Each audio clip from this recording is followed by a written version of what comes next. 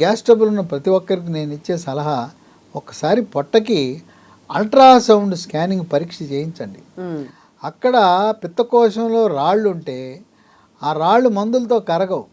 Herbal మందులు, ఆయుర్వేద మందులు, homeopathy మందులు, యునాని మందులు అయ్యి అని చెప్తుంటారు.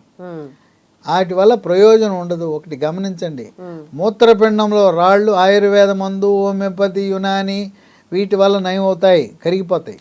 కానీ పిత్తకోశము, గాల్ బ్లాడరు, చేదుతిత్తులో రాళ్ళని మిమ్మల్ని ఎవరు చెప్పినా నమ్మద్దు.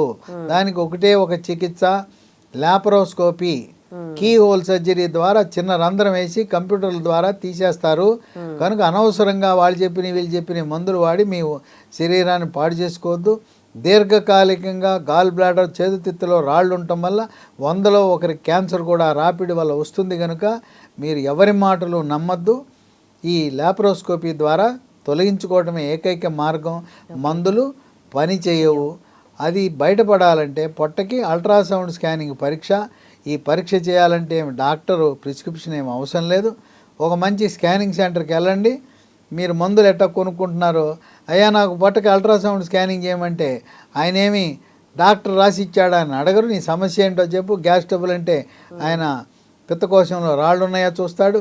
క్లోమ గ్రంథి ఎలా ఉందో, క్లోమ గ్రంథిలో ఏమైనా రాళ్ళు ఉన్నాయా, క్లోమ గ్రంథి